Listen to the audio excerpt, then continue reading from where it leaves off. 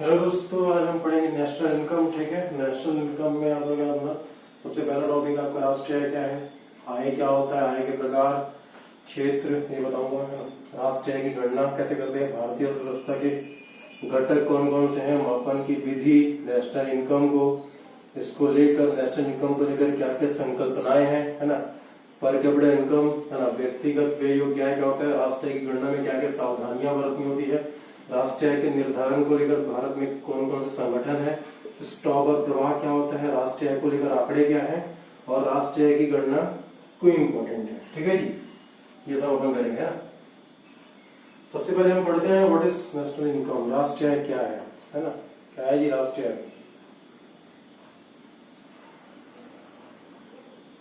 राष्ट्रीय आय क्या है?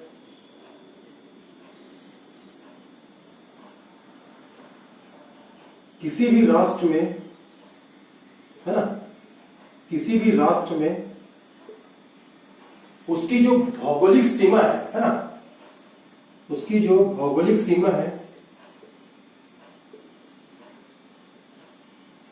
भौगोलिक सीमा, ठीक है, इस मतलब भौगोलिक सीमा मतलब जहां तक कि उसका संविधान लागू होता है, जहां तक उस राष्ट्र का जो है संविधान लागू होता है, वहां एक वित्तीय वर्ष में, अर्थात भारत के संदर्भ में देखेंगे तो 1 अप्रैल से लेकर 31 में, ठीक है, एक वित्तीय वर्ष में जो हम टोटल आर्थिक क्रिया करते हैं ना, कुल आर्थिक क्रिया करते हैं जो हम, ये पूरी आर्थिक क्रिया का जो मौद्रिक मूल्य निकलता है,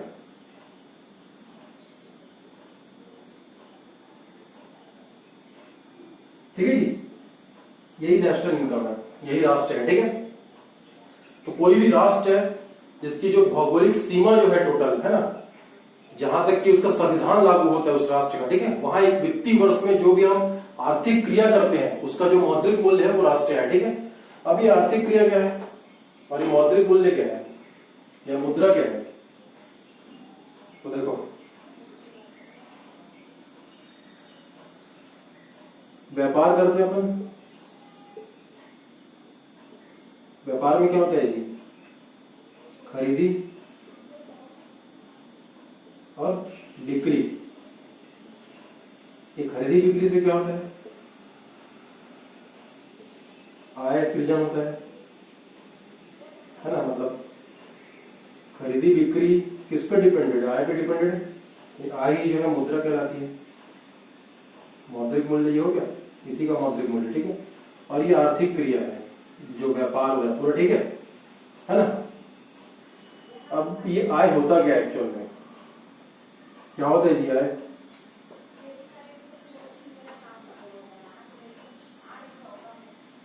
चार चीजें हैं, उत्पादन, कर, ठीक है, तीसरा हो जाएगा उपहार, चौथा हो जाएगा दान। उत्पादन, कर, उपहार और दान के माध्यम से जो भी मौद्रिक मूल्य आपको प्राप्त होता है ना, उसी को हम लोग आय बोलते हैं। ठीक है, ये आय के प्रकार क्या हो गए, हम आय के प्रकार इसको हम 2 भागों में बांट के पढ़ेंगे। ठीक है, स्रोत के आधार पर और उद्देश्य के आधार पर। स्रोत के आधार पर होगा साधन लागत, साधन है, और गैर साधन है,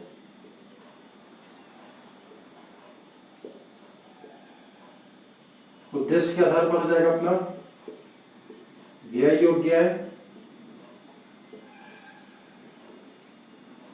निवेश योग्य है।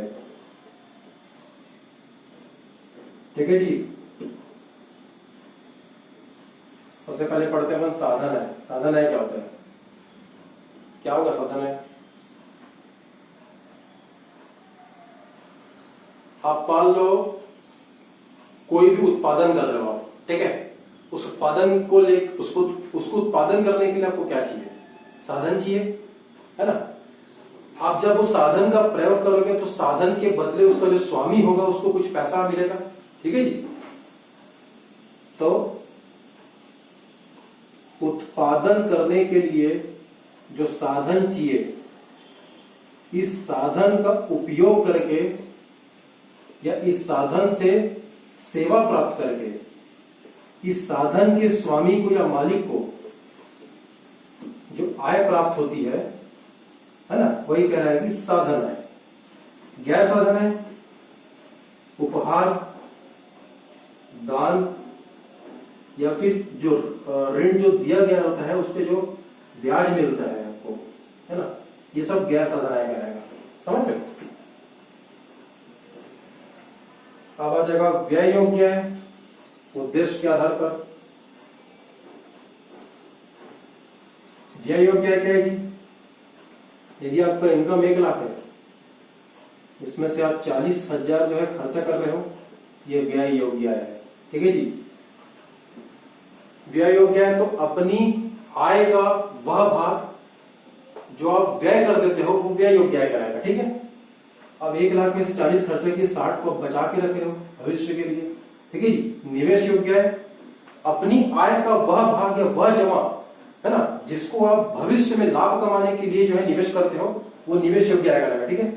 क्योंकि हम जब व्यय करते हैं हम खर्चा ही कर रहे हैं, तो इससे कोई भी नए मूल्य का सृजन नहीं होगा, है ना, या कोई भी जो है हमको लाभ प्राप्ति होता है, इसलिए इसको जो है गैर विकासात्मक प्रवृत्ति का माना जाता है, ठीक है जी। और वही निवेश करेंगे हम, निवेश में घाटा भी हो सकता है, फायदा भी हो सकता है, लेकिन इसमें अगर आपको फायदा होता है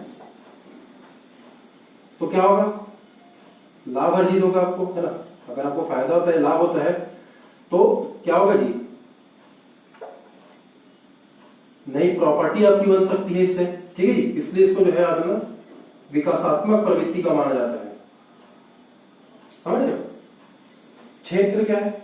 तो भौगोलिक क्षेत्र, भौगोलिक क्षेत्र का मतलब ये होता है कि जहां तक आपके राष्ट्र का संविधान लागू होता है उसको भौगोलिक क्षेत्र कहेंगे। आर्थिक क्षेत्र, तो भौगोलिक क्षेत्र में जो वो है अपना वायुयान, जलयान, थलयान, ये सब को भी आप लोग जोड़ दोगे तो हो जाएगा आर्थिक क्षेत्र। एक होता है अनन्य आर्थिक क्षेत्र, है ना। ये क्या होता है याद रखना, जब कोई राष्ट्र समुद्र में जाकर जो है उत्पादन करता है, जैसे कि अपन कभी कभी रिसर्च करते हैं वहां पे अनुसंधान ये सब, है ना, तो वो अनन्य आर्थिक क्षेत्र कहलाएगा, ठीक है जी। राष्ट्रीय की गणना, राष्ट्रीय की गणना 2 है, साधन लागत। सीधी सी बात है भाई, साधन में कितना लागत लगा है, ठीक है। दूसरा बात बाजार मूल्य, है ना, मार्केट प्राइस, और ये होता है फैक्टर कॉस्ट, ठीक है। साधन लागत क्या है? किसी भी वस्तु के उत्पादन में जो साधन का उपयोग किया गया है हमको, उस साधन के उपयोग में हमको कितना लागत आया है, ये साधन लागत क्या रहेगा। जैसे कि मैं पार्ले जी की फैक्ट्री खोलना चाहता हूं, ठीक है। अब पार्ले जी की फैक्ट्री खोलना चाहता हूं तो सबसे पहले मेरे को भूमि चाहिए, ये भूमि, ये भी एक साधन है। भूमि में मान लो मैं 10 लाख रुपए खर्चा कर रहा हूं। अब भूमि से क्या होगा, मेरे को लेबर भी तो चाहिए, मजदूर भी तो चाहिए, जो ये बनाएंगे, सॉरी जो पार्ले जी बनाएंगे, ठीक है। तो उसके लिए आ जाएंगे मजदूर, इनको भी मेरे को इनकम देना पड़ेगा, इनको आय देना पड़ेगा मेरे को, है ना। मान लो इसमें भी मेरा 5 लाख खर्च हो रहा है। फिर क्या चाहिए जी? फिर मेरे को निवेश करना पड़ेगा। सिर्फ यहाँ पे भूमि और मजदूर को लाने से कुछ नहीं होगा, यहाँ पे मेरे को निवेश भी करना पड़ेगा, है ना। इन्वेस्टमेंट करूंगा, अगर मेरे को फायदा चाहिए पार्ले जी बना के, अगर मेरे को फायदा कमाना है ना, तो मेरे को निवेश करना पड़ेगा। मैं निवेश कर रहा हूं मान लो 10 लाख रुपए से, है ना। और पूरा प्रबंध करने में, प्रबंधन में मेरे को लग रहा है और 10 लाख, तो कितना हुआ? 10, 10, 20, 10, 30 और 35, ये जो 35 लाख है ना, यही साधन लागत कहलाएगा, ठीक है। इतना सारा साधन का उपयोग करके जो है, इतना साधन मेरे को लागत में लगा है, तब मैं कहीं जाके पार्ले जी बनाने का काम चालू करूंगा, ठीक है। बाजार मूल्य क्या होता है? जो साधन लागत आया आपका, उसमें आप मेंटेनेंस कॉस्ट को, जो भी आप प्रोडक्ट बनाओगे उसमें उसको मेंटेन भी करना होता है, उसमें आप मेंटेनेंस कॉस्ट को जोड़ दो, प्लस एक्स को जोड़ दो, उसमें टैक्स लगेगा, ठीक है, माइनस गवर्नमेंट हमेशा सब्सिडी देता है, मतलब अधिकतर उसमें सब्सिडी दे रहा है, तो मान लो सब्सिडी दे रहा है तो सब्सिडी को जो है घटा दो तो आपका आ जाएगा बाजार मूल्य। याद रखना राष्ट्रीय की जो गणना है साधन लागत पे होती है, फैक्टर कॉस्ट में, ना कि मार्केट प्राइस पे, ठीक है जी, है ना। ये हो गया भारतीय अर्थव्यवस्था के घटक, ये भी हो गया, है ना। भारतीय अर्थव्यवस्था के 4 घटक हैं। पहला हो जाएगा परिवार, दूसरा हो जाएगा फर्म, तीसरा होगा सरकार, चौथा हो जाएगा विश्व। परिवार किसमें व्यय करता है? उपभोग में। फर्म किसमें व्यय करता है? निवेश में। सरकार किसमें व्यय करता है? उपभोग में भी और निवेश में भी, है ना। उपभोग में भी और निवेश में भी। शेष विश्व किसमें व्यय करता है? तो आयात, इंपोर्ट, निर्यात, एक्सपोर्ट, ठीक है जी। ये प्लस प्लस प्लस प्लस, ये सब को आप प्लस कर दोगे तो जो भी आता है वही जो है नेशनल इनकम होता है, ठीक है जी। भारतीय अर्थव्यवस्था घटक, है ना, ठीक है। बाकी का जो इसको लेके जो कॉन्सेप्ट है नेशनल इनकम को लेकर वो हम अगले लेक्चर में करेंगे, ठीक है जी। GDP, GNP, NNP, NDP, GVA, ये सब क्या होता है, इसको मापने की क्या विधि है, संकल्पनाएं क्या है, पर कैपिटल इनकम, डिस्पोजल इनकम क्या होता है, ठीक है जी। राष्ट्रीय आय को मापने के समय क्या क्या सावधानियां बरतनी चाहिए, है ना, किस किस घटक को जोड़ना है, किस किस घटक को नहीं जोड़ना है, ठीक है। उसको लेकर संगठन कौन कौन से हैं भारत में, ठीक है ना। आंकड़े क्या है राष्ट्रीय आय को लेकर, ये सब जो है हम अगले लेक्चर में करेंगे, ठीक है। Thank you guys.